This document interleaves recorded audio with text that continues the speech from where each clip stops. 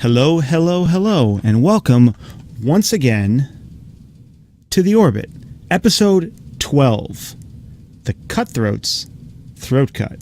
I'm your host, Azrael, joined, as always, by my fellow Eternal Orbit teammates and co-hosts, Exile's Rhythm. Yep. And Root Clouds. Hey, hey. So how's everyone doing today? That's a big question to ask. Isn't it? What do you mean? What do you mean that's a big question to ask? I mean, I know that we just got out of the stress test for World of Warcraft, didn't we, Eric? How'd that go? Oh boy. So there was an hour and a half where I was sitting trying to get into the server, and I didn't even successfully connect to the character screen. Oh no. I had a lot of fun reminiscing about the game and talking with a lot of people, some of who I didn't even know played Warcraft back in the day, about playing some World of Warcraft and their experiences and going back to mine. So that was a lot of fun. I would do it again just to look at the loading screen. To look at the loading screen. Yeah. Blizzard Loading Simulator has been their most successful game since they invented the PTR. Nice. That's kind of one of the the fascinating things about WoW, right? Is that there's so many people that are like closet WoW players back before it was cool, and now it's cool. So now people are like coming out about it, or they get into the age where they don't care anymore. But for a long time, it's like so many people played but wouldn't talk about it. But now that it, like, especially since Classic was announced, all these people that I was like, you played WoW? What? I never would have pegged you. And then I tell them I played, they're like, I never would have pegged you either. I'm like, what are you talking about? I'm the biggest nerd in the world. But anyway. Yeah. Oh man, you get some friends who know you better. I don't have any. Fair. So aside from WoW, what have you been up to this week, Az? I know you're excited for WoW Classic as well, but is there anything else interesting been going on?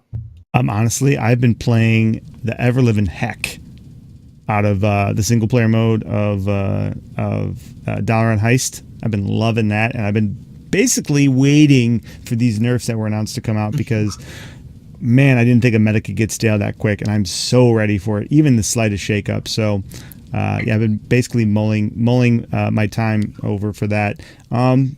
Watched some Game of Thrones, wrote an article about it, and it's been a busy week. Indeed. Game of Thrones is probably the most popular thing that I've never partaken in. Oh my goodness. Well, you're missing out. Binge watch it one of these days. I might have to. My wife actually reads the books, and she's still waiting for good old George to put out the next one, but I guess he'll get around to it when he gets around to it. Yeah. Go ahead. I was going to say, no, there was just a statement where someone asked after the finale, like, hey, so Mr. R.R. Martin, are you going to be, like what's the status of your book? What is there any timetables, any updates, whatever? And it was essentially just like, I'm going to get to it when I get to it, but don't expect anything. The dude mentioned they've got either 3 or 4 additional projects at HBO. Some of them aren't Thrones related that they're right now working on, along with like 2 Amazon projects and like a movie and a short story that they've been interested in writing. Like all of these things that are just your wife is going to have to be very patient next. What? Well, I mean, that's definitely something she's known for. After all, she does deal with me all the time. No, God bless. I mean, we only have you a couple hours a night. And that's plenty, right? Yeah. So, I mean, aside from Game of Thrones and Hearthstone and World of Warcraft, there's still more big news. Mm-hmm. Mm-hmm. Would you believe it? We signed another member to Eternal Orbit. We have a 7th member. Biggest hype. I can't believe it. Trip is sick, dude. Trip is sick, and it is sick that we signed Trip is sick. Indeed, and I can't wait until later in the show that we're gonna talk about it more. I mean, we've got so much planned for today. And that's mostly just because Blizzard decided to just dump all of Hearthstone on us at once. Yeah, but Hearthstone news, WoW news. I mean, and on top of that, we had our own big team news. Like I said, it's been a busy week. And before we even talk about the nerfs, or before we talk about the team news. I want to hear more about this Game of Thrones because I know you wrote an article about it, and I read the article. As a non-Thrones watcher, I was engaged by the article, and it got me a little interested. Well, Eric, why don't you cue us off on that one? Not to pun on this one, but I'm kind of curious because I already put my thoughts out there, and I'll talk about it in a minute. But I'm kind of curious what your thoughts were on it. Yeah, absolutely. I would love to, because I am someone who is opinionated about it. And for me, like, I didn't get into Game of Thrones until about a year and a half ago. My girlfriend introduced me to it, and you caught it that quick? Yeah, instantly. Oh yeah. We binged it hardcore. Kaylee had already watched everything up to that point, but I got into it, instantly fell in love. You just take high production values in a fantasy setting, like. And solid writing and everything. It's a home run for me. So going into this final season, let's just say that it's been contentious at best for a lot of fans. Mm-hmm. And so going into the finale, I know this is where Az and I are going to start to divert our paths. I not only was very disappointed with this season up until the finale, but I think the finale itself, it did the saddest thing for me, which was it made me just not care. I would rather be like upset, or I'd rather be like angry or anything than just like being indifferent to something I used to care a lot about. So it's we won't go too deep into the specifics. If you want to learn more about Az's kind of deeper thoughts about the final episode, sort of the spoiler side of things, so you can get a really in-depth look. Please go check out our article at eternalorbit.gg. You'll get kind of the full experience, let's call it that. But just for my sake, the biggest flaw that I saw with really this entire season is the fact that whatever story they were trying to tell, it felt like they did not have enough time for it, and it felt like they knew it. Everything, every note that they were trying to hit, every story beat that they wanted to make sure really, really stood out, it just didn't, because you had so many big events after big events stacking on top of each other. And it felt very procedural. It felt very much like we have to check off the list. A lot of people were upset with the direction the show took just because they didn't like what was happening to the characters. I just didn't like how the characters got there. I would have been on board with a lot of the themes if it felt like it had been fleshed out a little bit more. So it felt like it's sort of, it stopped being as true to itself as it had before. And I think that purely was an issue with time constraints. I think if they could really either reallocate their last season and push some of what we've done this season into that season, split things up, or if they'd given them a few extra episodes, it would have been a lot more satisfying to watch as a viewer. But at the same time, I don't fault the writers. I mentioned this on Twitter once we posted Azrael's article, but the writers signed on to the show thinking there was an agreement with George R. R. Martin that the books would be done by the time they needed to wrap up the show. Right. They did not go into this big convoluted mess. They call it like George's Garden or whatever, because it's just like, it's just out of control. Imagine weeds everywhere. Just like there's really pretty flowers next to like a lump of coal. I don't know. What so a weird they garden. Had to be, well, and let me tell you, it's when Santa makes a garden. And so just imagine now that you see this big convoluted mess, and you're like, well, at least all we have to do is, we don't have to be the ones to wrap this up in a satisfying manner. Then being told, surprise, the books aren't done yet. You have to figure out this convoluted story and how to bring it to a successful resolution. And wait, you've got 6 episodes to do it. Right. It's a tall order for anyone. So I feel bad for the writers. I think there's a lot of hate that's being unnecessarily directed towards Thrones cast and crew because of that. But overall, if you were just to take my core feelings, it was a letdown for me, sadly. So can the show... Oh, no, please, X, yeah. I was going to say, so can the show even be treated as canon anymore? Or is that reserved solely for the books? Oh, I mean, I think it can, personally. Sure. I think you'd have to accept the reality that is there. You can't... Even if you don't like something, like unless it's Dragon Ball GT, which the owners of Dragon Ball said is not part of the canon, then you can say, it was so bad that even the owners didn't want to own it. Unless that's the case, like George R. R. Martin says, wait, no, that's not real. You just have to accept that was their vision. And if you think it was bad, well, that's your take, but that doesn't make it any less true.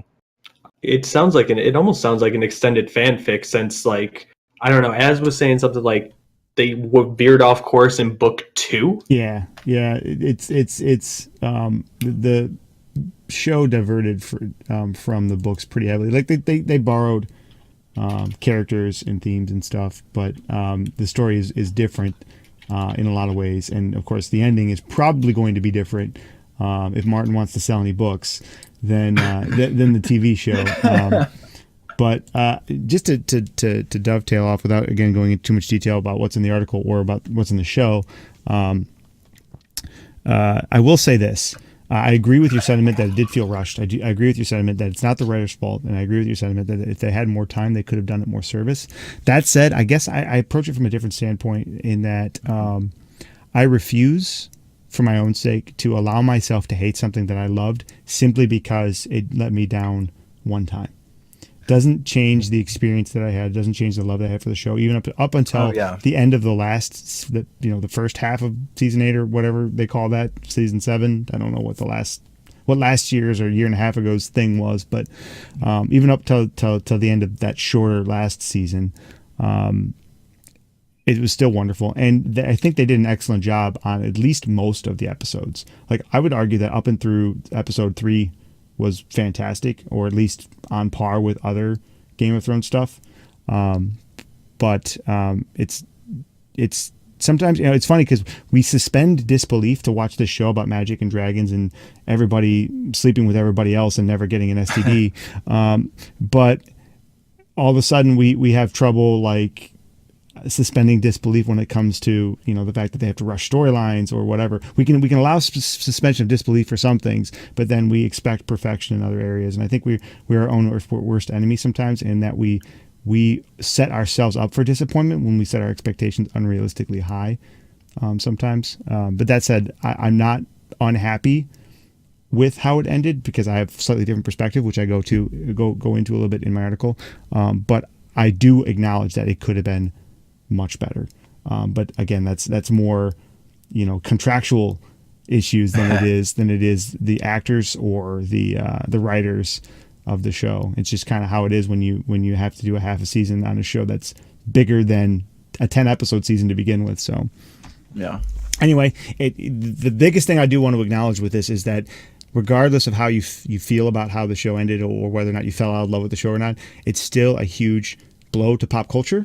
It's still we now live in a post Game of Thrones world, which doesn't sound like it should be a big deal, but it's huge. Like, it was such a big part of pop culture, and it was one of those things where it was an example, kind of what we were talking about with WoW, where nerddom becomes so big and so pervasive that cool people, and I'm doing air quotes for those of you listening to the VODcast, that cool people and office managers and lawyers and police officers and doctors and school teachers, they watch this nerdy fantasy show about dragons and swords and that's how good this show was, and all of the pop culture references and the influence that it had. I mean, that's gone now. We all have to kind of grieve that, regardless of how you thought it ended. So definitely is the end of an era.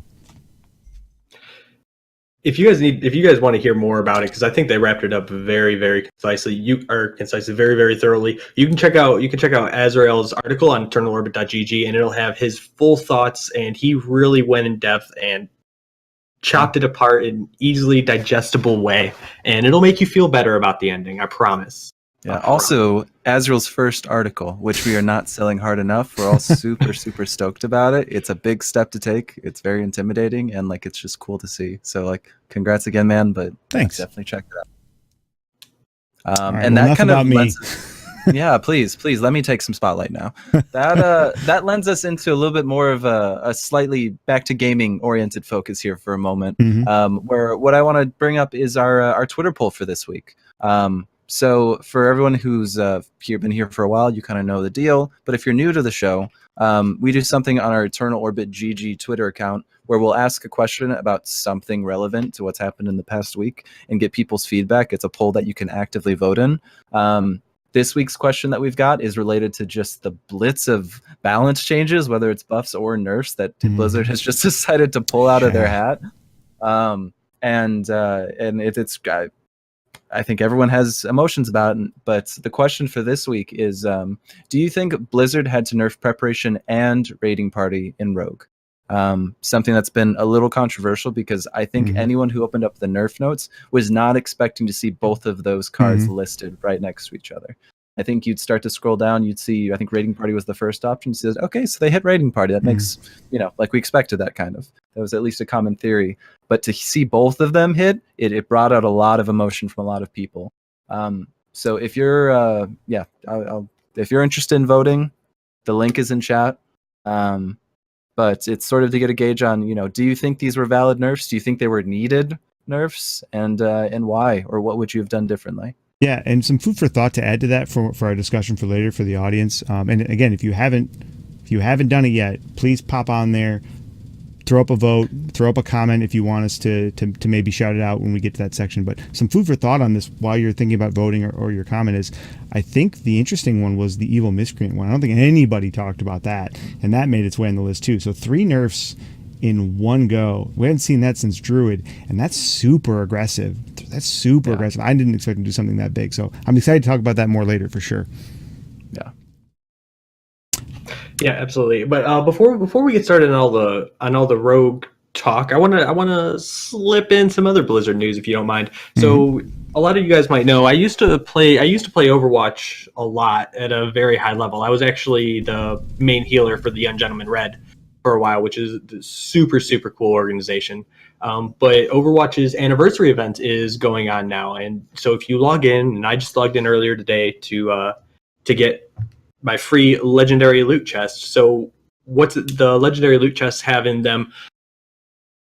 Skins from all the anniversary events and all the seasonal events since the beginning of Overwatch. So if you miss out on some of the old cosmetics, you might be able to find them in these boxes. And the one that you're given, it's a legendary chest because you're guaranteed 1 legendary inside of it. And the legendary skins are always super cool. There's a new Roadhog skin in particular that I'm super excited for. It's called Toxic. And one of the things that it does is the skeleton comes out and it turns green from the slime of all the toxicity. It's like in Overwatch, League of Legends, or Hearthstone. These are the 3 toxic games. We now have a toxic skin for it, right? So what did you get from your chest? Just more toxicity. We need Trips. We need Trips' monk ass mask right now. Trips, where you at? Yeah, but aside from that, aside from the Roadhog skin, Jeff Kaplan said, and I quote, "The new Diva skin will break the internet." It is pretty good. Nice. It is pretty good. I'll throw it out there. When I opened my legendary loot chest, I actually got lucky. I got 2 legendaries. I got the new Diva skin, and I got Roadhog. Oh no! Yeah, no way! I double legend. Yeah, it was pretty sweet. That's insane. Yeah, those are the 2 best ones. I gotta say, I mean, wow. I can see what he's talking about. I mean, nerds everywhere, myself included. This is right up our alley. If you haven't seen it, go check it out. You got my attention. I'm gonna leave my comments on this. I'm gonna leave my comments on this for a different rated podcast. And they're also going to be bringing back the old arcade stuff to transition smoothly, which is super cool because there's a lot of one-time arcade events. The one particular that I'm thinking about is the Blackwatch event where they did you could pick Torbjorn or Reinhardt or there's a myriad of others and you just fought an onslaught of evil robots, and it was fantastic, so much fun. I really find in my older age I'm enjoying PvE stuff, especially when I just have to kill massive waves of stuff. Right. I don't know. Feels good. And alongside this, they're also adding a workshop. They already had the custom game modes that you could make, a bunch of slider bars, but now it's like a true workshop where it's the most customizable thing I've ever seen. First thing that you can do is you add a rule. So when X happens, Y happens. One of the examples they used in the video was every time Torbjorn hits somebody with their hammer, they freeze. What? So this is just, that was the example that they used. You can set stuff like that, and then you can select an event. When the payload hits this marker, a magnet is activated and everybody has to, or whatever. You can put that as an action or the condition or the event. So you have all of these different situations where you can make a rule. So when anything in the game happens, this happens. And the developer said, that the people are coming up with new powers and new ways to play the game that the developers had never thought of before. So it's super cool, and it really bodes well for the future of Overwatch, especially if you look forwards for the arcade stuff that people love every week. So that's my Overwatch wrap up. And I know that we were in the middle of Hearthstone, but no, you got to sandwich it in. Blizzard's doing stuff right now, man. They're going like lights out right now. They're trying to draw some attention for the. I guess everybody's getting out of school, so they wanted to get all that summer action. And if they were banking on grandmasters, well, right? Yeah, we'll get to that. and I think we can honestly get right into that just because, man, it's just to transition pretty well. These are all things that we're talking about that are some big highlights here for Blizzard. I would say if you're really picking apart what's gone on this past week and you want to see where the black eye is, look no further than Grandmasters. Grandmasters front to back. When there were not warrior mirrors, I enjoyed a game or two. Even when there were warrior mirrors, I was still encouraged every now and then, because what's interesting is we're seeing a lot of bomb warrior, which is something that we actually dismissed all pretty heavily. And yet at this point, bomb warriors is, the king of the crop, the cream of the crop. Well, yeah, why let's not? just say let's say like a farmer, like the king of the crop. Isn't it the cream of the crop? I'm saying king of the crop. Oh, okay. So just call it that Grey Poupon and we'll be settled. Easy. However you want to, disclaim yourself. It really was a situation where Specialist ended up hitting the wall that a lot of people expected. And that is, you got these warrior mirrors, and you got tournaments that you got nights that were supposed to not last over 14, 15, 16 hours that lasted 14, 15, 16 hours because of just these decks that went so long against each other. Between that, there was also some issues with that got called out on Twitter with the casters. There were a lot of issues where they weren't necessarily recognizing the right way to analyze certain matchups, calling out misplays when they weren't misplays. There were players in the tournament who would call out a caster after their game and say, that actually wasn't a misplay, and here's why. So the critique was all over, and you can't blame them for these long days casting warrior mirrors. I'm going to say it, take a shot every time I mention it. It's a lot to expect. And so thankfully, we're going to be seeing some fresh air be brought in thanks to the positive notes that have come out these past couple days. Things like the balance changes will directly influence what Grandmasters looks like going forward. But even though perspective-wise and viewership-wise, I think there was a peak about 45,000, 46,000 viewers at one point, which is a strong showing for a non-tournament event, for like a non, like this wasn't the finals or anything. Right. This wasn't a big event. This was week 1 of 8. Exactly. Yeah. So there's a lot of positive note from that. Eyes were there. Balance changes are incoming that should hopefully help address some of the staleness. But at the same end, I think it was a lackluster event that you got to hope things go up from here. Yeah. I think that was a great summary of it. Just some interesting notes from week 1. I you guys know I love my numbers, and I took a moment and I just took a look at the decks that were brought, and I crunched the numbers on them. So there's 30 contestants in this, and 10 from each realm, and I took a breakdown of it. So 9 out of 10, 90% of the decks on the NA server were Warlock. Or excuse me, we're Warrior. We're Warrior, excuse me. We're Warrior, 90%. Guess the one that wasn't? The Rogue? Nope. Actually, Hunter. Which makes sense because Hunter can do well against Warrior. But yeah, overall though, across all 3 of the servers, of the 30 combatants, 57% of the decks were Warrior. And this is Specialist, so there's just 3 different versions of Warrior playing up to 3 games. And you know how long one can take. We saw bounce back Elysianas for sure too. Oh, yeah. Mm-hmm. Yeah, exactly. And then, so the next most played class, we actually surprised me, by the way, that I thought this would be the most played class, but the next most played class was Rogue after Warrior, with 6 out of 30 or 20%. only 4 classes were represented, and the other 2 were Mage at 5 out of 30 or 17%, and Hunter, 2 Hunters out of all of them at 7%. So 4 classes comprise the entire tournament. So that's 60%, almost 56, 54% of Hearthstone is not even being touched in their specialist format. That to me is pretty, it speaks for itself. Yeah.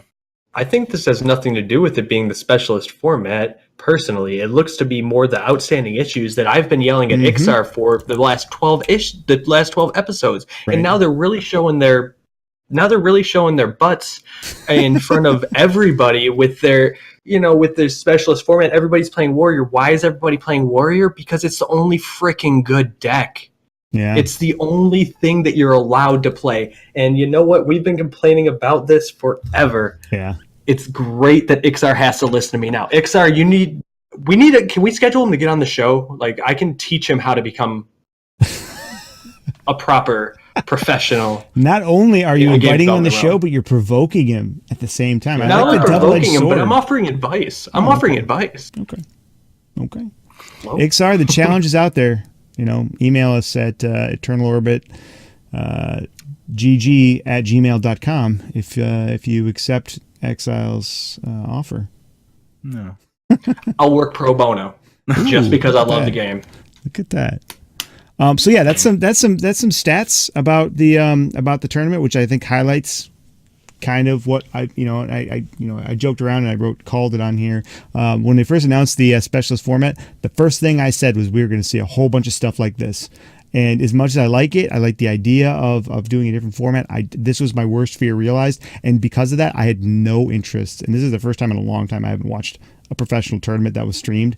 I had no interest in watching it. Hopefully, with the changes that are coming, maybe that'll be a little more diverse in the future and I'll be interested again. But I just didn't want to watch, 40 or 57% Warrior / mirror matches. I just didn't want to do it. It's painful enough being on the ladder. So,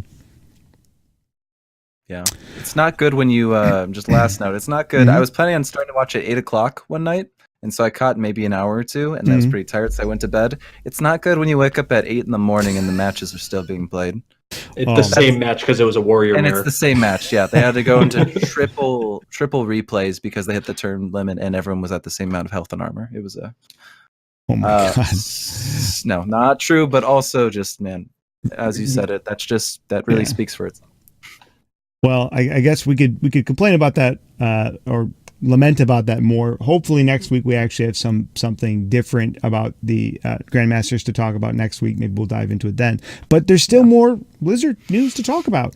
Apparently, X already mentioned this earlier, but apparently the first stress test went live today for WoW Classic. So guys, it's happening. We're in stress test territory.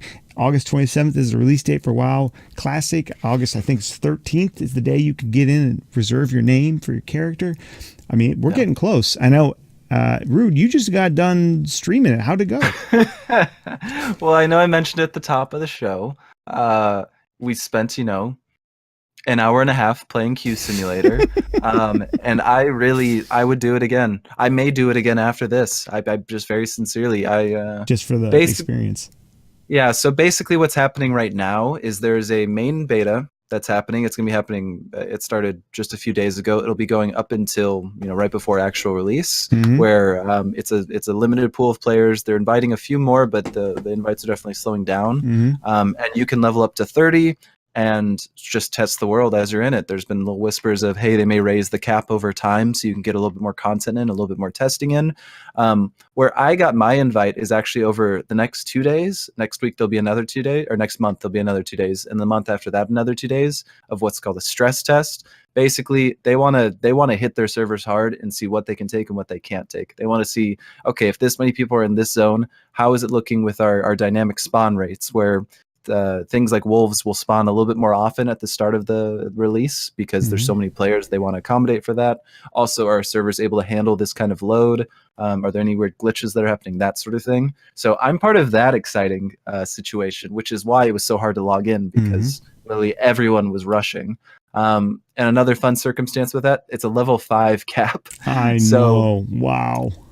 So yeah, the nice thing about that is it lends itself to a lot of memes. The biggest meme, which I'm planning on if I'm able to log in, is there's a duel tournament for level 5s, and there's a best in slot level 5 gear list out there right now. And so I'm going to be playing my No Morlock, and I'm going to be gearing up with the best in slot whites and maybe a green wand. We'll see if I can get fortunate. I love the enthusiasm. So but there's all kinds of opportunities. Very cool. How long does this stress test batch last for? This particular one? So this one it started today at 4 p.m. Pacific time. It'll be ending tomorrow at 6 p.m. Pacific time. So 26 total hours. Are you going to sleep at all? We'll see. I if I get in, I'm planning on staying up I have work in the morning. I have to wake up around 7 o'clock. I'm planning on staying up until about 3 or 4. Wow. So, are you still in the queue right now? Tell me you're in the queue. No. Tell me you're in the queue while recording this. Sadly, I had to maintain some level of professionalism despite the hatred that stems from that. Right now, nobody can get in. You've got the established few who are in, and they've locked the server out for everyone else. Yeah. So yeah, right now it'd be sort of a moot point. You'll get past the queue. You'll hit that zero mark in the queue. It'll say, "Hey, I'm about to go to the character screen," and then it'll say failed. So yeah, that's a lot of what's going on. But honestly, I am just so excited about it. So close. And yeah, fingers crossed for getting into the bigger beta as well and being able to play for the next 3 months. This is a game that is by far the most, I would say the single thing that has had the biggest impact in my life. And that is not an understatement, aside from talking about like family. So just very good memories, and it's cool that so many of the people, because we do things like play Hearthstone, have a natural attachment to the Warcraft universe and the World of Warcraft itself. I didn't realize how much I missed it until they announced the release date for it, and I've been thinking about it nonstop. I reactivated my WoW account. I'm actually going to be playing some normal, quote unquote, air quotes, WoW, just to get my fix on, because I'm ready for it. I'm ready for it. August 27th can't come fast enough, guys. I'm excited. But I think we need to get into the meat of the show now, because there is a lot happening in Hearthstone right now this week, and today, and in 2 weeks from now, and they all kind of tie in together. As everyone probably knows by now, some major nerfs were announced, and I say major, not in that they weren't expected. I know that one of them, the Elysiana one, which we'll get into in a moment, I know Eric and I have talked about before. I think we actually talked about it on this show at one point for the exact reason why I think it was nerfed, but we'll get into that more. Elysiana was pretty much expected at some point, but Rogue got hit hard. So is there anything that you guys want to say about it while we transition into the bigger discussion? If any of you guys want to pipe in first with it and kind of go over maybe what was nerfed. Yeah, absolutely. I know, even to queue up X here, but on our Twitter poll where we asked this question about the rogue nerfs, X was the first person to actually give their insight on how things went. So I really, X is someone whose opinion I very much respect. So I really want to hear first from X, potentially so I don't make a fool of myself later because I didn't consider something. So my overall thoughts on this are, thank you and clap. I would do a round of applause, but I'm sure like anybody listening to the podcast is just thank me for not doing it. But it's the greatest thing that could have possibly happened, because Raiding Party was, honest to God, the biggest issue since it was printed. We looked at it when it was printed and we said, wow, drawing 3 cards from a small specific subset, how could this possibly be bad? Right. And it was so good, of course. Because Rogue has good weapons and the neutral pirates are insane anyway. And the fact that you could prep it out on 3. So like let me start this way. The 3 Rogue cards that they nerfed are Prep, Raiding Party, and Evil Miscreant. All 3 of which you could play at the same time on turn 3. Which is so stupid. So they brought prep down. They brought prep from the next spell you casting 3 less to costing 2 less. They made Raiding Party from 3 mana to 4 mana, and they made Evil Miscreant from 1/5 to 1/4. And honest to God, there was just way too much value in Rogue. Like, Yeah. a tempo deck should not be generating value. Be generating so much value. Bringing the 1/5 to 1/4 helps because now you actually have the opportunity to crash into it before the Waggle pick picks it back up. You know, you actually have a chance to trade into it. And those overall, that's my thoughts. It's like it's Rogue's been the most powerful class since Baku was released at the beginning of Witchwood, which is since I played Hearthstone. And now people are still playing Odd Rogue. Oh wait, they call it Tempo Rogue. There's a few even cards in there now. You might as well call it Odd Rogue. And now finally, nerfing all these cards, it might be the second best deck instead of the best deck. Right. It's still viable. The deck's still viable. They hit the 3 best cards. Still a great deck. Yeah, it's important to note that the win rate before the nerfs of this deck, depending on the list you were looking at, was as high as 64%. So with these nerfs, the deck is still going to be viable, right? Like all this is going to do is bring it more in line with other decks. Like if you invested, if you're a free to play player or a low budget player, and you invested a lot to make this deck, and you're like, man, my Hearthstone career is ruined. No, it's just going to be more in line. So now instead of having up to a 64% win rate, which is 2 out of 3 games, by the way, which is ridiculous, you're probably going to have more like a more reasonable 54 to 56% win rate. So yeah, you'll lose 10%, which we would think would be the end of the deck, but it just makes it a normal meta deck. Like, just congratulations, you have still one of the best decks in the game. It's just not ridiculous. I mentioned to X or Eric, maybe you could give some insight on this one. I was actually surprised by the Evil Miscreant change. I know why they did it, but I don't remember anybody really complaining about Evil Miscreant. Is this something that came from like the pro level down, or is there something that I missed in all of the griping and complaining that was going on about Rogue?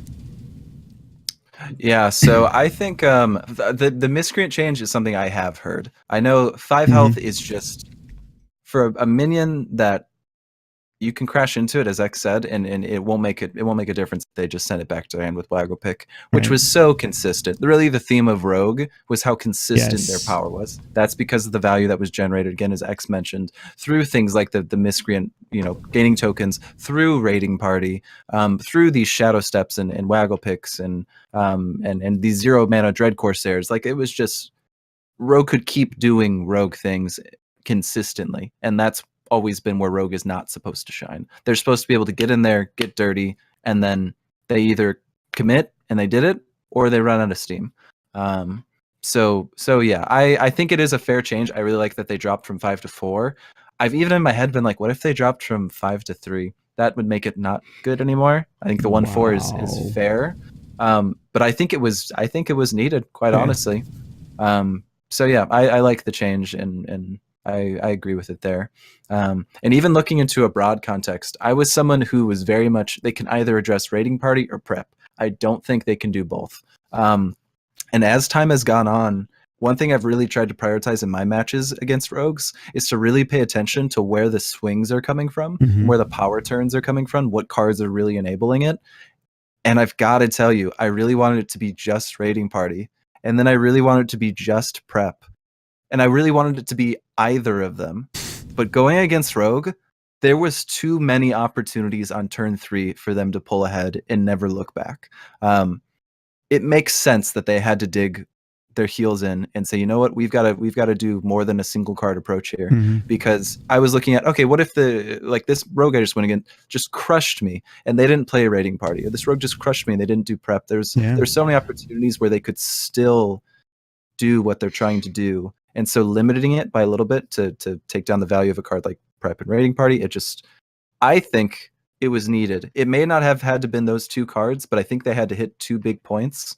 My only other thought, Rumham also addressed this. I think Waggle Pick could have been addressed, and I think it could have been dropped from a 4 attack to a 3 attack. Right. That means that your Corsairs can't be played the second that you get it, which is always painful. And again, a lot of people are playing it for the Shadow Step effect anyways. That would have been a big hit, but I think, it's nuts. I am happy with the changes, though. Why didn't they nerf Van Cleef? I would actually weigh in on this one. Van Cleef has not really been a problem before. Van Cleef is a problem because of the cards around it, right? Like that's when cards like Van Cleef become a problem. When's the last time we were talking about Van Cleef being broken? I rest my case. Okay, if you can't think of it off the top of your head, that's why, right? Cool. Van Cleef is a problem because prep. Van Cleef is a problem because cards exist that that enable it to be good. Most of the time, it's just kind of there. That's why prep kind of fell off the radar, because people were playing Odd Rogue, so they didn't think about it, right? But then once Odd Rogue kind of died, then all of a sudden people started playing prep again. All of a sudden people are like, God, I forgot how painful it is to play against prep. It needs to go, right? And I'll tell you this, that like I know that the deck as it was so like oppressive and so just consistent. That's such a good word for it. So consistent that I remember playing against rogues at like rank 3 and rank 4 that were just making mistake or misplay or miscalculation after miscalculation, however you want to say it. They were making suboptimal plays with no discernible purpose. Like I can understand making a suboptimal play if you've got a larger goal. You're making this calculated risk, right? You're taking this calculated risk to do something that's suboptimal for some other reward. But for no discernible goal, they're just making what appear to be mistakes, and they're still able to overcome them because it's so swingy and it's so powerful, because they have tools like Raiding Party and Shadow Step and prep, and all of these tools that allow them to just make up for mistakes. And that was one of the things that actually made players better. It made players better. Like a deck shouldn't unnaturally make you better than you are, right? Otherwise, then when you put it in the hands of the best players in the world, it becomes truly oppressive, is what you see at the highest ranks of Hearthstone. Why at rank 5+ we were seeing it at a 30% play rate versus at rank 15, because the better the player, the better an oppressive deck becomes at becoming even more oppressive. So yeah, I think that that more than one nerf was necessary. The other way to look at that is like it really took all of the people who were rank 10 player and put them at rank 5. So rank 5 became super saturated with people who became comfortable with this rogue deck, but now can't get a win. Yeah, that's an excellent way to look at it. Is there anything else we want to say about the rogue nerfs? I mean, other than the fact that I think we are all in agreement, rogue is not going away. It's still going to be at least a tier 2 deck, in my opinion, at least as I see it playing out right now. I think that it's because what will happen is other decks are going to rise up, right? And then rogue's going to counter those decks, and rogue will come back into prevalence. So rogue's not going away. So again, if you invested a lot in it, don't get rid of it. But other than that, and other than the fact that this is going to lead to less rogues being played and less warrior as a result, is there anything else that we nice? Is there anything else that we can say about it before we move on to the other big card change news? I think I could talk about rogue forever, but I'd rather get on to. I have one final note I just wanted to make because I think it is worthwhile to point out. Sure. And that is the fact that Blizzard is done balancing things around prep. That is what this nerf tells us. They could have done something. They could have Hall of Famed. They could have made any kind of adjustments, but they thought that they could still balance cards around prep properly. And the fact that they made this change signals that they're going to be done trying. Rogue's spells have traditionally been overcosted because of the fact that prep is so powerful. So expect in the future cards to seem more mana appropriate for rogue. And they even put it right in here, right in their explanation that was part of their decision-making process, that it was something they constantly had to play around. So, well, excellent point, Eric. Excellent point. We almost completely skipped over that. That's one of the biggest reasons why it got nerfed. Oh, we didn't also talk about this one. I was going to say, that's pretty funny. Just skipping over things. Yeah. We're a professional podcast, guys. Thanks for listening. Yeah. This is the afterthought.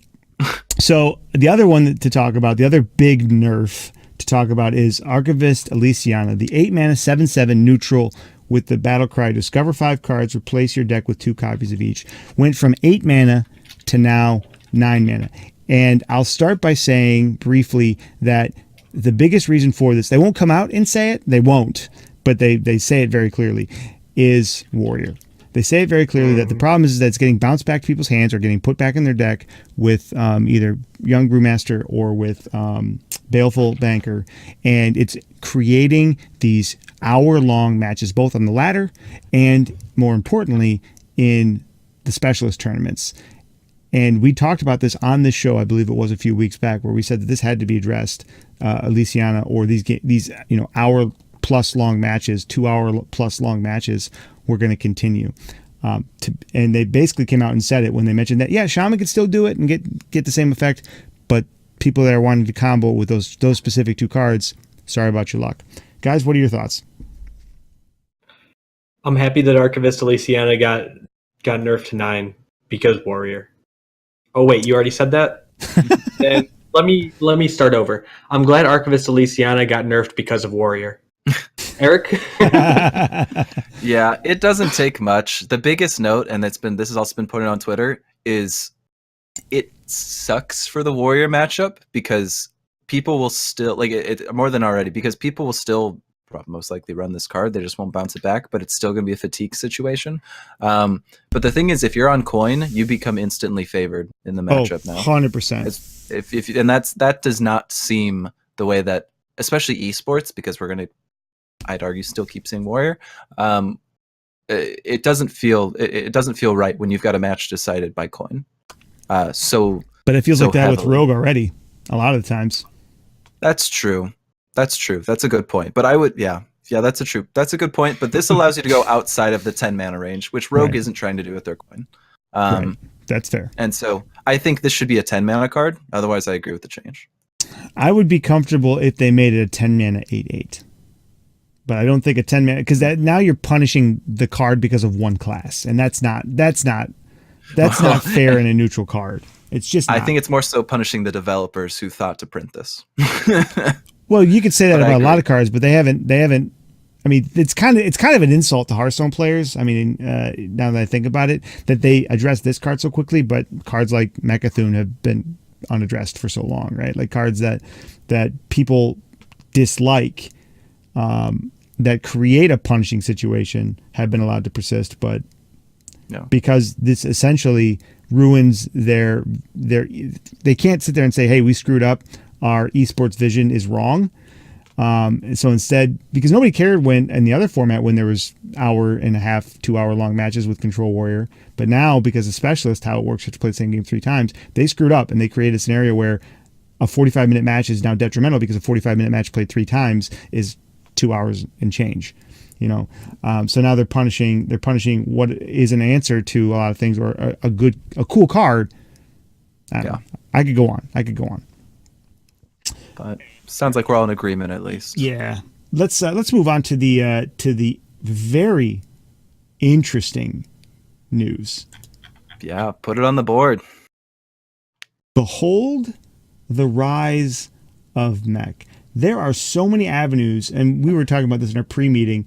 There are so many avenues that we could look at talking about this. There's so much to talk about in this and the implications of this. I don't know where to begin. But for those of you that don't know, very briefly, X or Eric, do you want to cover kind of what's going on here? Yeah, I mean, I can take this one. It's basically, if you thought that Blizzard was in the business of only making nerfs, you would have been right for the past 3 years at this. However, Blizzard has decided to do something that is blowing people's mind, which is creating an event that is buffing cards. It is an event that is revisiting cards from Boomsday, cards that they really like the design, the flavor, what have you, but didn't necessarily see the play, and they're going back and they're adjusting them. It's to buff them, not to nerf them, not to anything else. This is purely, they have 18 cards, they want to see them played, they want to see them experimented with, and they want to shake things up. And it's super cool. Along with that, they're also introducing a new card called Snip Snap. Never been done before. Yeah, a golden legendary that will be free to you. You can just have it when you log in. That's all you got to do.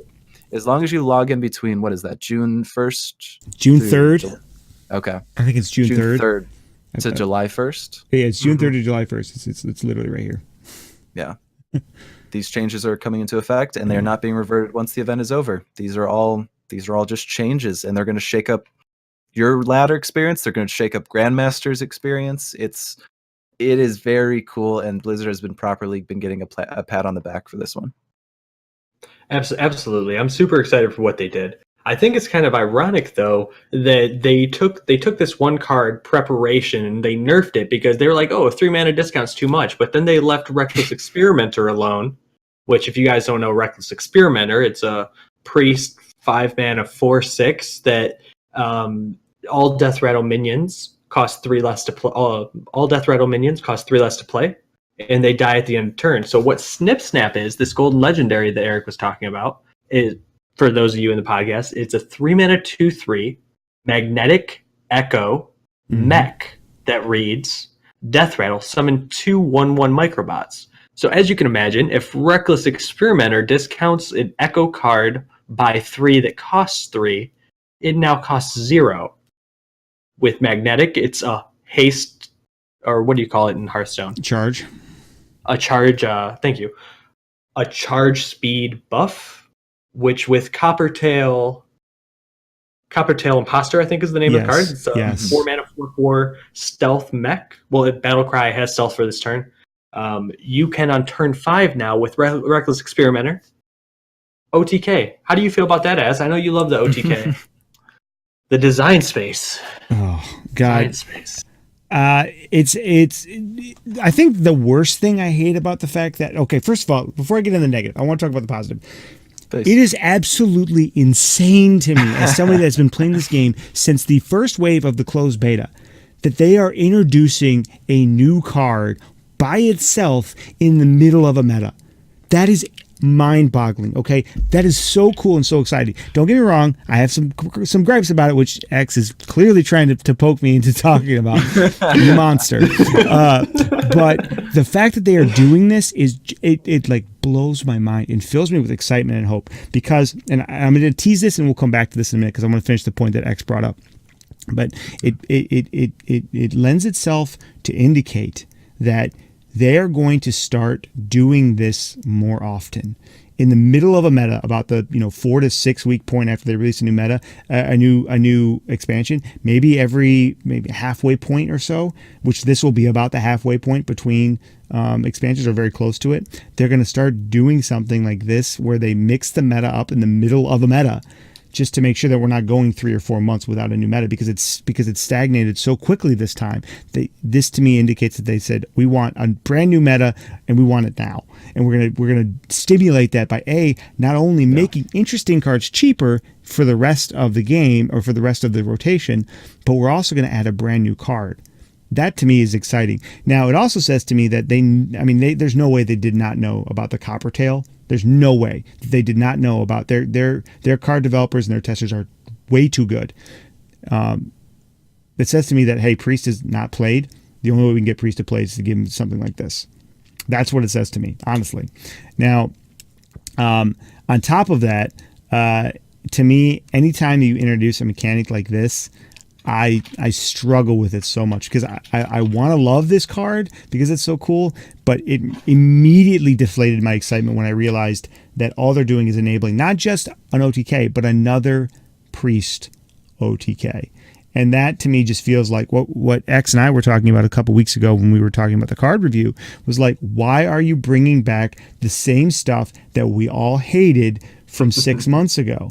Right? Oh, it's been 6 months. They're over it. Well, it hasn't been 6 months. It's been a month and a half. We're not over it. The scars run deep, and you're ruining a good thing by not calculating in people's experience and how much they hated having Priest run Ruckshot with the OTKs. And this is going to be so easy to pull off. The hardest part about this is you're going to be drawing the 3 cards. But in theory, if you have all 3 of these cards in your hand, you're just going to win the game, because unless the other person can chump block you and chump block you and chump block you or sap you, then you're just going to lose. Priest has no shortage of ways to draw Death Rattle minions. Oh no, absolutely. So you're not wrong. This is going to be easy, because they have the 1-mana 2/1 Death Rattle, draw a Death Rattle minion, and so now you run 2 of those in your deck, and this is the only Death Rattles. So here's the vision that I had for this deck, or this card in a Priest deck. Basically, it's a Mechathune deck with this as a second win condition. Yeah, I could see that. Yep. With the Nomi package, the Miracle package. The Nomi package. Oh yeah, that'll be disgusting. Yeah. Yep. And so, okay, if Nomi doesn't do it and this doesn't do it, then you can just burn up all the cards that you have and then just play a naked Mechathune at some point. And I mean, there's so many different ways that you can make this work.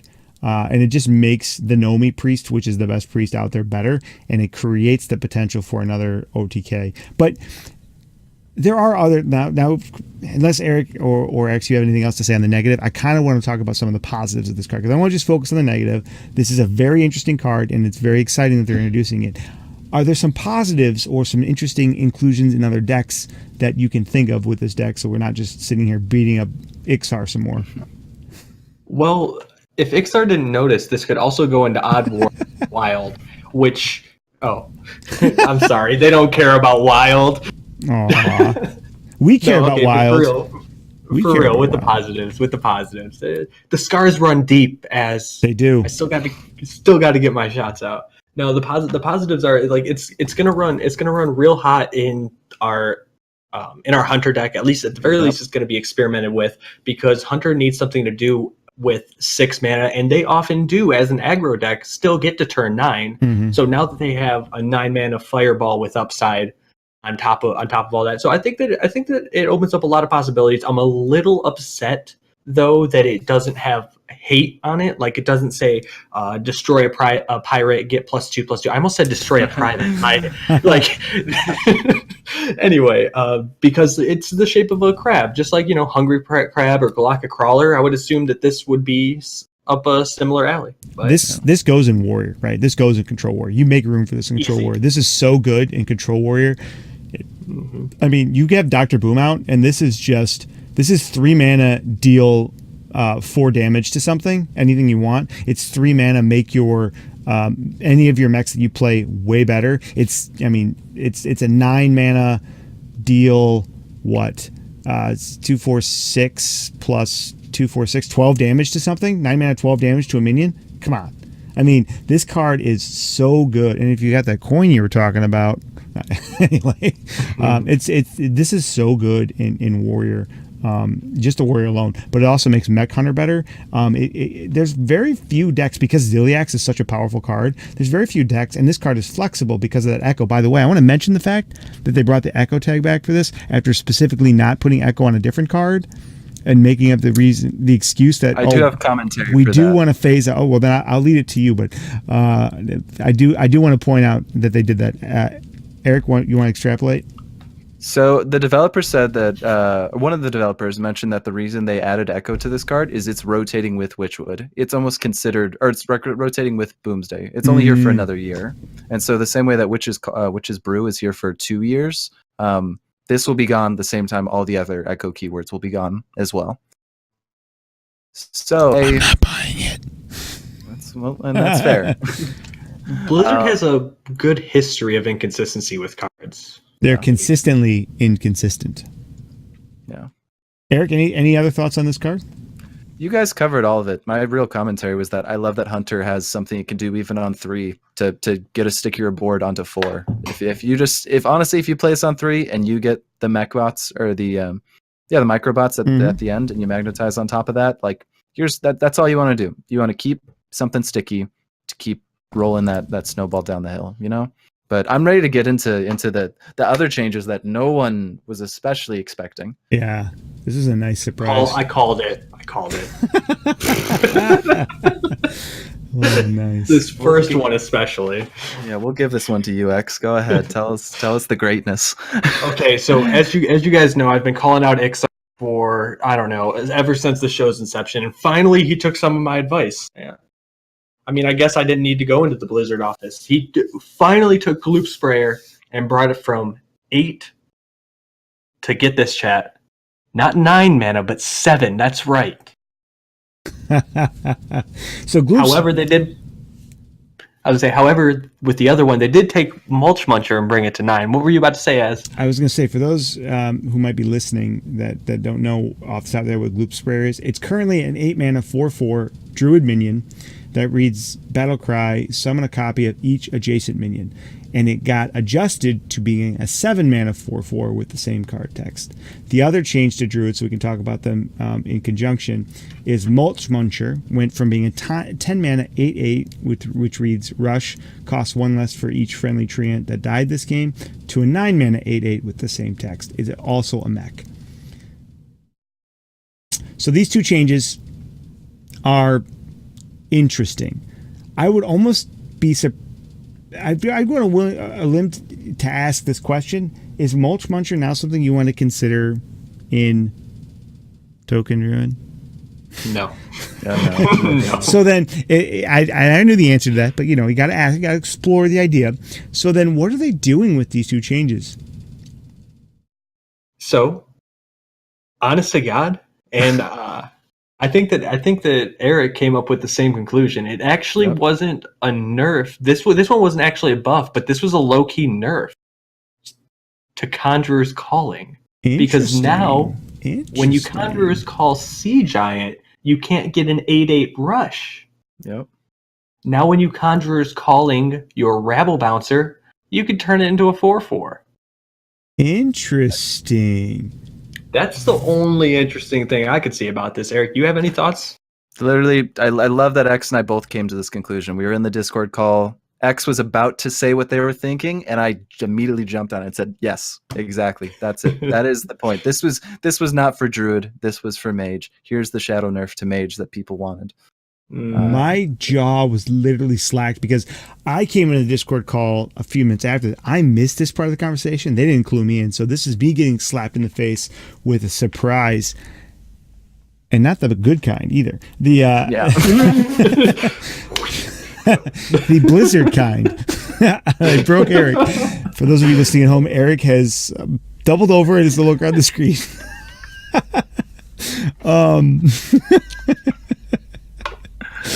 Want to say hi, Mom, first? Hi, Eric's mom. Mom Clouds. So that actually makes a ton of sense. Like, that is so ingenious. Kudos to both of you for thinking that. Because I was sitting there racking my brain thinking, how could this possibly benefit any Druid archetype that exists currently or that could exist? And I just couldn't see it. And these guys, the whole time, they didn't say jack to me in the call. They're just like, yeah, we already covered this ass. We're going to surprise you. Nice job, guys. You Kudos. didn't come to this conclusion? Wow. Yeah, I mean, come on. Oof. We've known about this for like 16 hours. You haven't gone through deep analysis.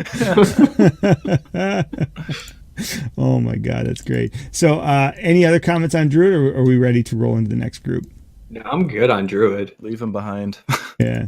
Now we get into some interesting stuff here. I'm just going to talk about both of them real quick, and then we can talk. Read both of the Hunter adjustments here, and then we'll get into the conversation here. So Hunter had 2 cards adjusted, just like every other class. Number 1 was Necro Mechanic. That's the 5-mana 3/6 minion that reads Death Rattle. Your Death Rattles trigger twice. It went from 5-mana 3/6. It's now a 4-mana 3/6 with the same text. And then the other one was the Flark's Boomzooka change, where Flark's was an 8-mana legendary spell, which read summon 3 minions from your deck. They attack enemy minions, then die. It's now 7 mana with the same text on it. X or Eric, any initial thoughts on either of these two changes? I mean, low key, I want to pass this over to you. If anyone is known as the hunter of the group, trying to be bashful and be a kind co-host to fill up time, it would be Azrael. Az, please, I know that you're bubbling inside, and it's not just the lunch that you ate. Please let us know your thoughts on these changes. Well, full disclosure, I'm bubbling inside from the surprise slap in the face. Never mind. They're just bubbling everywhere right now. Oh, man. So the most interesting thing about this, to me, probably is just the fact that we now have a decent, I would actually argue, good body on 4 to play in Hunter. A 4-mana 3/6 is a very good body. It's just good stats. It's one off of being probably one of the best bodies in that slot range, which is the Druid of the Claw, right? Which is the 5-mana that's a 4 mana. Excuse me. Yeah, it's 5 mana 4/6, right? Mm-hmm.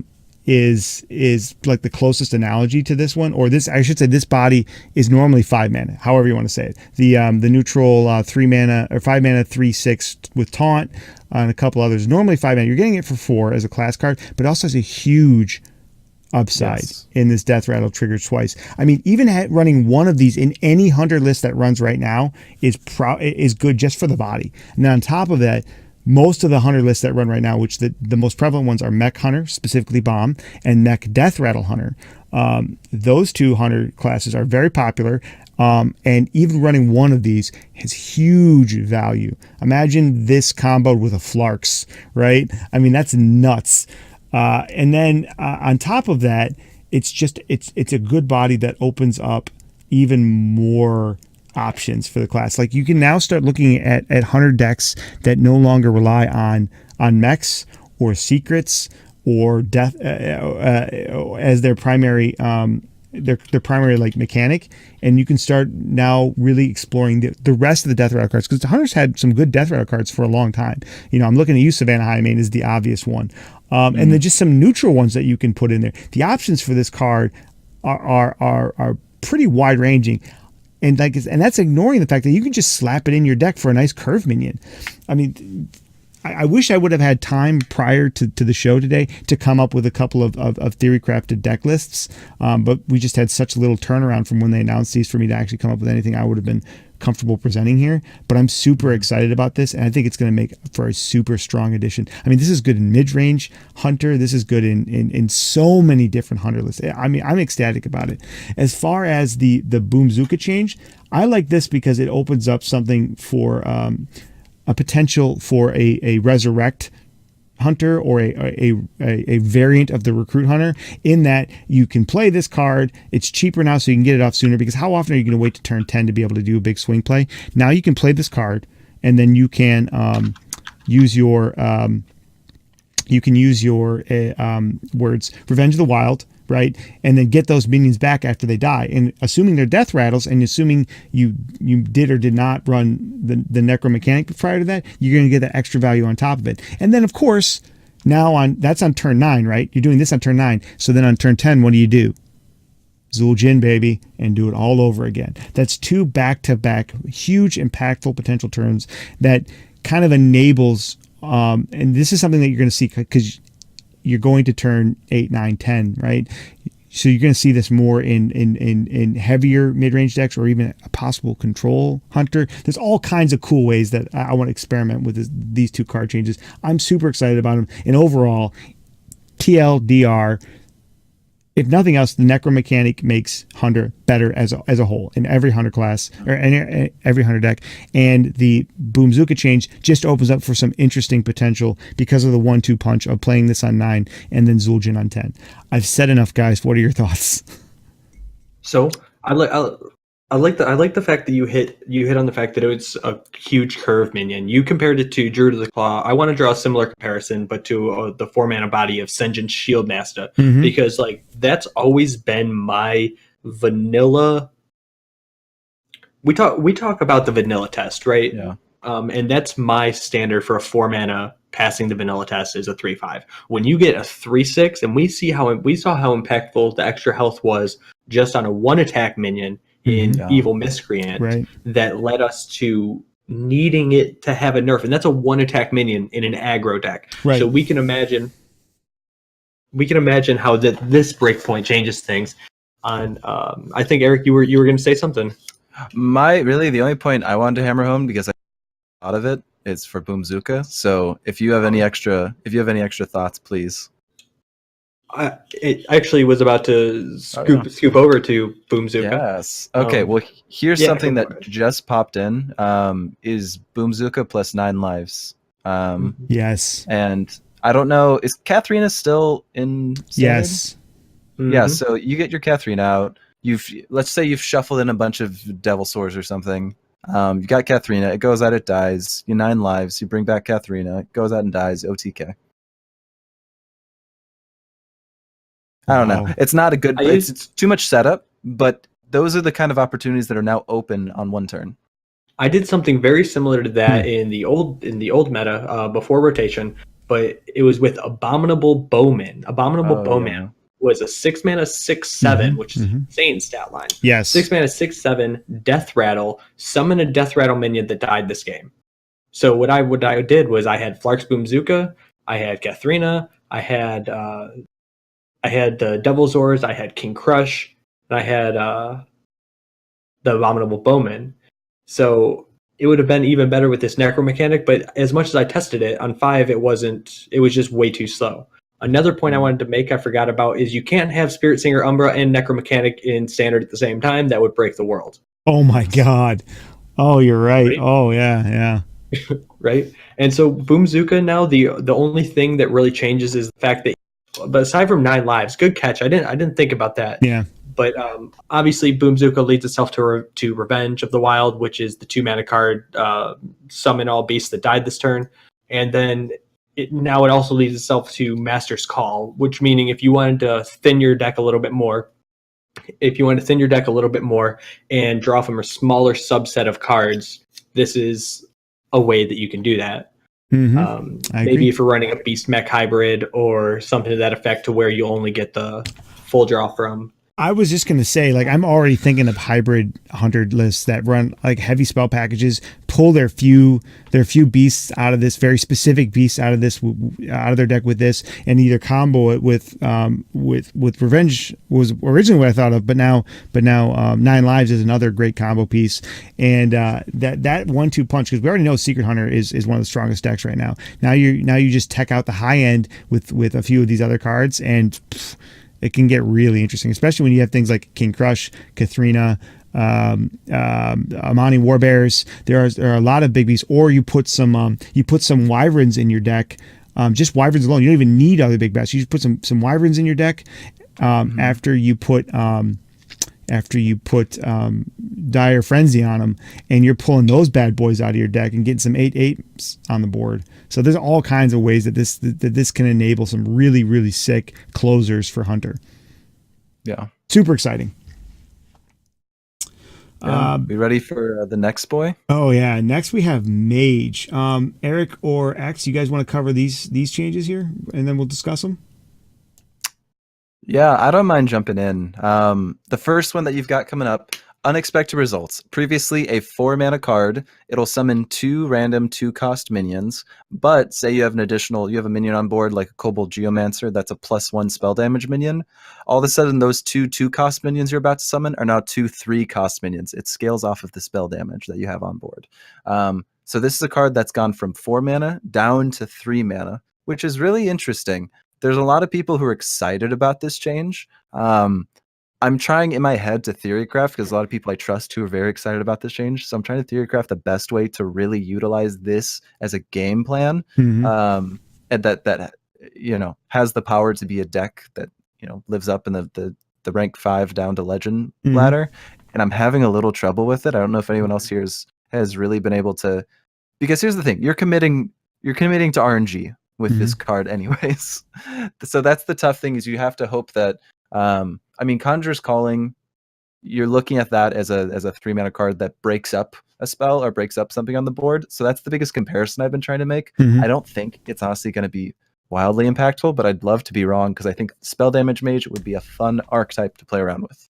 I think they want Tempo Mage to come back, and this is their attempt to make a card available to encourage that, because they already have a couple of ways of like creating more duplicates, because now this opens itself up to Khadgar on 2 and this on 3 as one possible combination for a more tempo oriented mage, because you can run this in theory, and I don't know if this is good or not. I have to sit down and look at it, but like I said, when I was talking about Hunter, I haven't had time because they're so new, but in theory you could have a tempo oriented mage that plays those kind of cards in combo, but get some extra use out of Khadgar, because its closers are the cards that you see in the Conjurer's Calling decks right now, right? Those are its closer cards, but it can run a more tempo oriented package instead of playing the more control-y version that exists now. That's kind of like off the top of my head what I could envision for this card, but that was the first thing I thought of when I saw this, is they want a tempo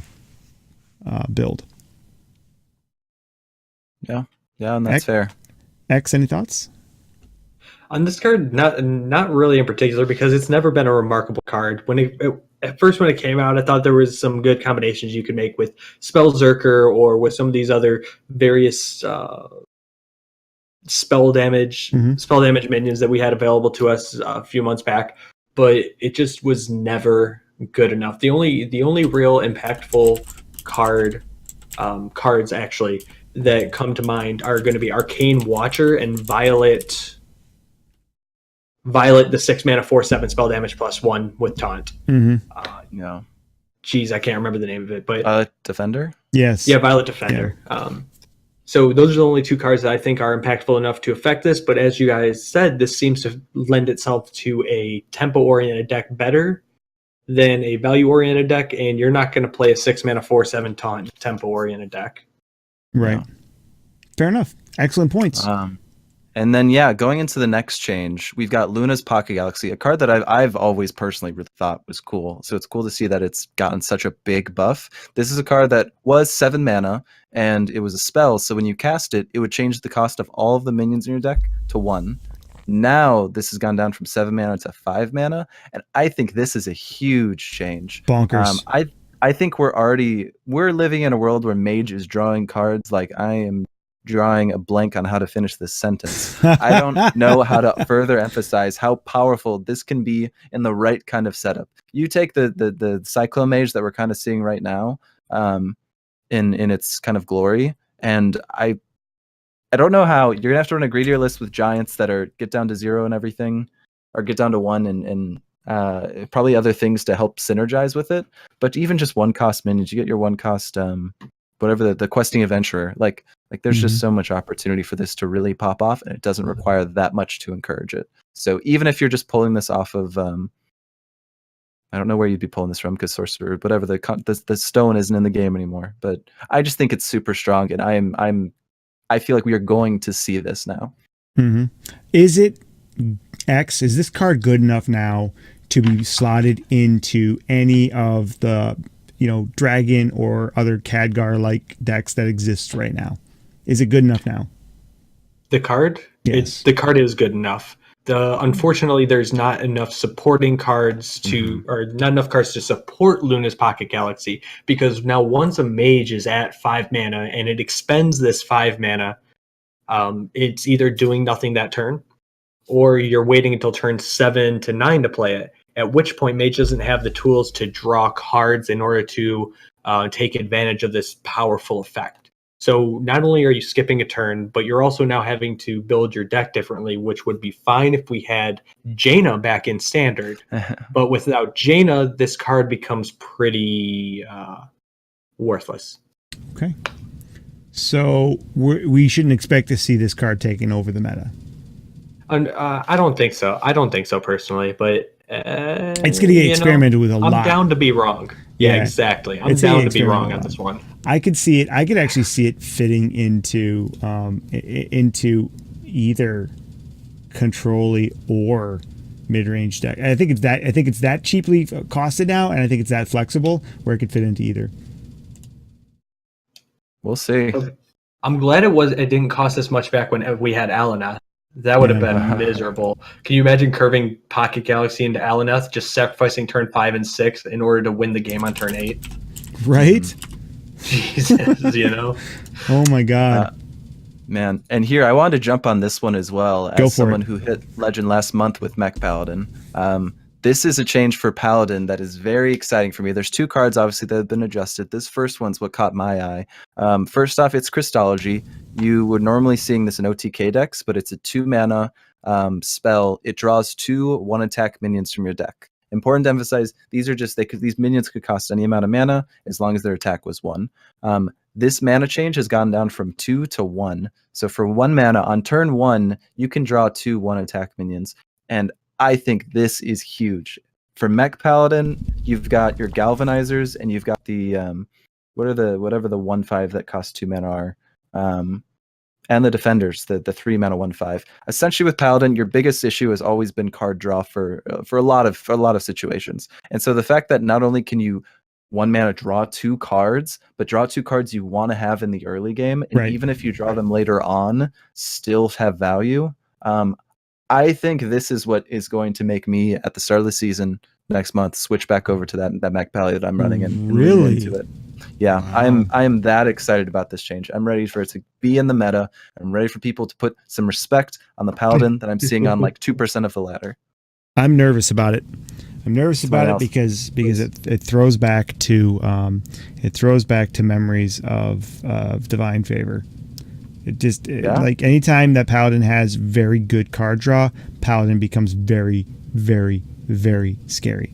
And this, again, it feels kind of like them giving a Priest another OTK mechanic. It's like somebody on their team is like, hey, we missed for some reason this being a thing, and so we're going to try to enable it. Now it's not. It's a lot more limited.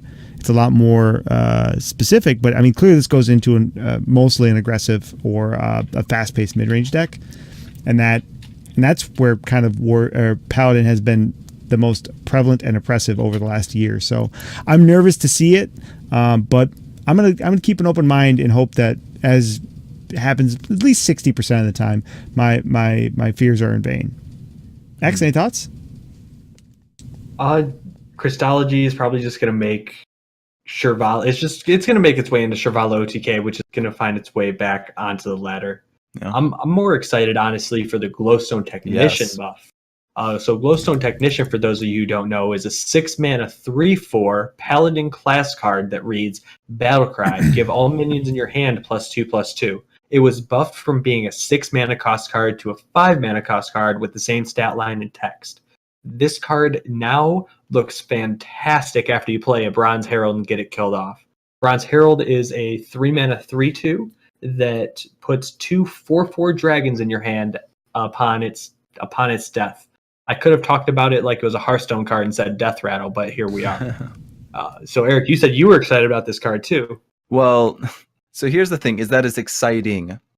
I don't see it making the same kind of impact. But you read my mind on the dragons, honestly. We've been seeing people like Dexter, especially when the rotation came out, who was running a Dragon Pally list that really just seemed like it just seemed like the pieces were a little too clunky to fit together. I see this change as more so supporting that than Mech Pally, honestly. I think they've built that package up, and this is only supporting it. So I think this is a good catch to find there. Keep your eye on Dragon Pally, because I have a feeling that will be seeing more support. I think right now it doesn't have the juice, but I'm ready for it to have the juice. Hand buff Paladin has always been something Blizzard's try to do. They might actually succeed. The biggest thing for me with this card is that it fits the curve. Before it did not fit the curve. Now it fits the curve. It's a natural card to play in order, and that to me, even though it's got a terrible stat line on it, that to me makes it worth it playing. And X, just briefly, if you could talk about the impact of a 5-mana card versus a 6-mana card and why this change is so impactful as far as decision making. I know it's something you've talked about before, but in case anybody missed it, it can give some context on why this change is actually huge. Not just because it's a 1-mana drop, but specifically a 6 to a 5-mana drop. Mm-hmm. So the biggest thing, and this may seem obvious from a 6 to a 5, is that you can play 2 5-mana cards in the same turn, which that doesn't sound too terrible. Sorry, can you repeat that one more? Make sure everyone could. Yeah, so you could play 2 5-mana cards in the same turn. That's not too when you're talking about just playing just any 2 random 5-mana cost cards as if you were in Arena. But when you start looking at a smaller subset of cards, which are playable cards in Standard, I use this word subset like 15 times today. It's a good word. Played out. It's rolling off the tongue. I know.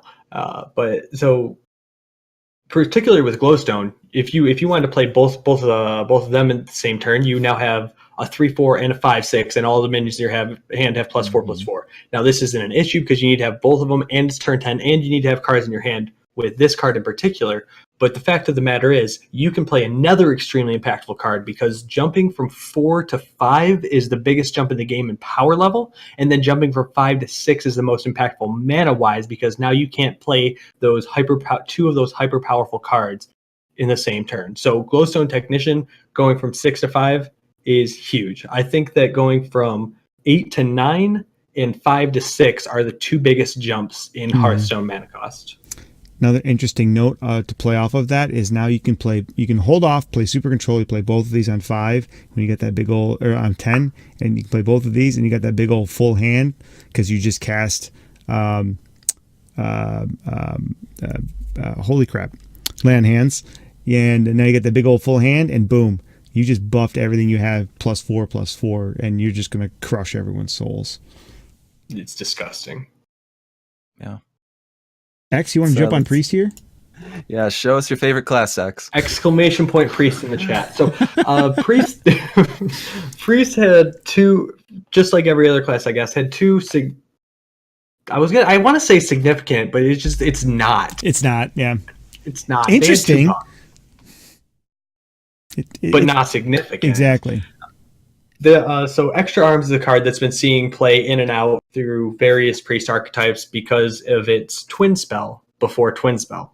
So what Extra Arms is a 3-mana card that reads, it's a 3-mana Priest spell that reads, give a minion +2/+2, add more arms to your deck, or to your hand. And more arms is a card that just gives a minion +2/+2. So essentially it's a give a minion +2/+2 Twin Spell for 3 mana.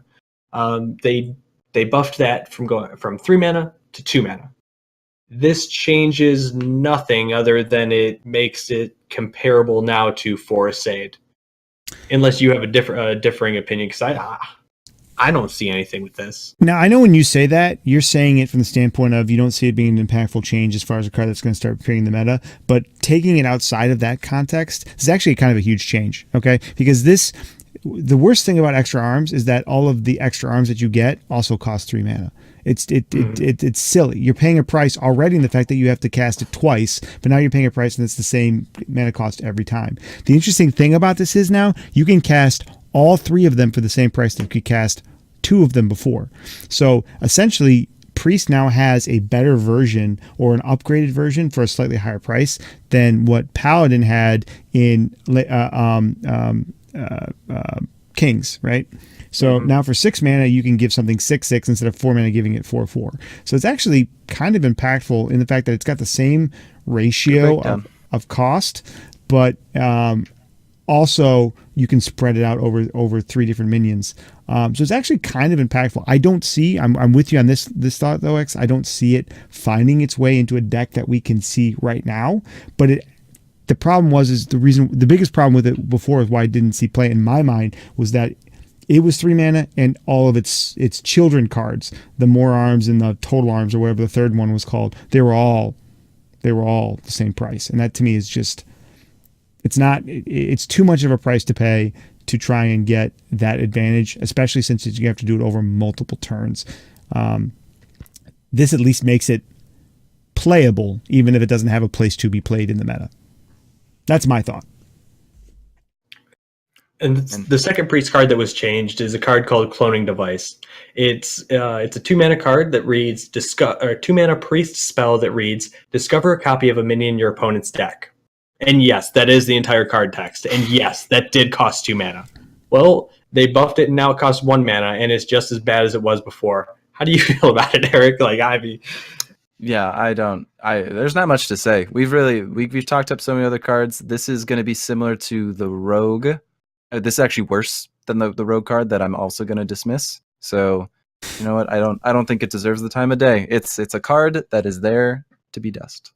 I love discover mechanics, so I like that, but it's not powerful enough to make Priest lists, in my opinion. Yeah, that's the issue. You've got 30 cards. You said something about dust.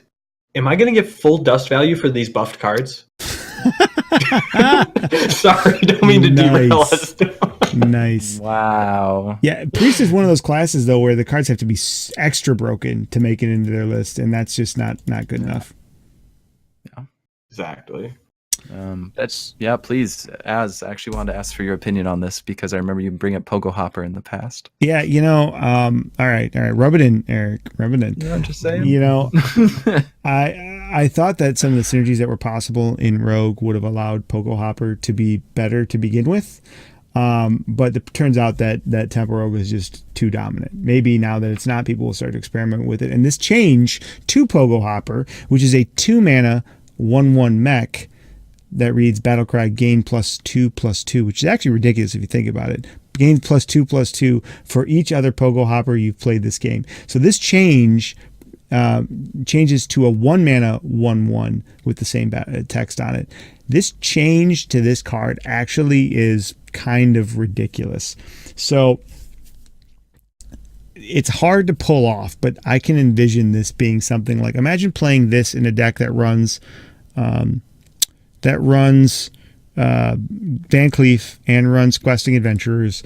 You put a bunch of copies of this in your deck, then you draw a bunch of copies with the 1,000,005 ways that Rogue can draw cards. Then you play, and you can do that for 5 mana, right? Or you can do that for 4 mana with prep into or 6 mana now, no 5 mana now with prep into sprint, right? You draw a bunch of copies of these, then you play them all, and you just buff up both your Pogo Hoppers and your Van Cleef and your Questing Adventurer. Is it something that can work? Yeah. Is it going to be too hard to pull off? Probably. Are people going to experiment with it? 100%. Mm-hmm. I think it's going to be fun. I cannot see it being better than maybe best case scenario a tier 3, but I say that now and watch it end up being, the new Odd Rogue. They had to wait for this buff. They had to wait to take Baku out, because could you imagine Odd Pogo Rogue? That would just been. It would be gross, especially with 1 mana Togwaggle Scheme, right? Oh Jesus! And 5 mana Myras, right? And 7 mana Sprint. Like, there's all these things that would enable this to be good. So let me ask you this: even without specifically building your deck around Pogo, I could see this being played in Tempo or Midrange Rogue, just because of the fact that you're getting a 1 mana 1/1, which is reasonable, and you're potentially getting the second one a 1 mana 3/3, even if you just run the 2 copies of it. Because if nothing else, it's a combo activator, right? So I could actually see this card getting played, even if you have no intention of putting extra copies in your deck. Am I crazy for thinking that, or what do you guys think? People will be running Bloodsail Corsair and Wisp. This is just better than both of those. Exactly. And that was exactly my thought. So do I see it being I think it's one of those things like where I complained about like Bomb Warrior a few weeks back. If you go over the top in it, you're going to make the deck worse. But if you sprinkle in a little bit of support, it could actually work as kind of just like another way to cheat out some extra power if you don't go overboard and lose the things that makes your deck strong. That's my thought. It's a fun meme. I'm excited that we're going to see this. I'm excited that we are going to see this on ladder, and I'm excited and a little sad when it'll fall off a little bit. Oh man, you immediately derided it as a meme. Oh yeah, wow. That's my dismissal. So you don't even think it'll be even played. I don't think it's going to be that competitive. I think it will be. You'll see play a little bit, and then I think it'll fall off as people have to tighten their lists. I guess they realize that it's just the awkward card. I guess I'm a dreamer. Okay, moving on. Yeah.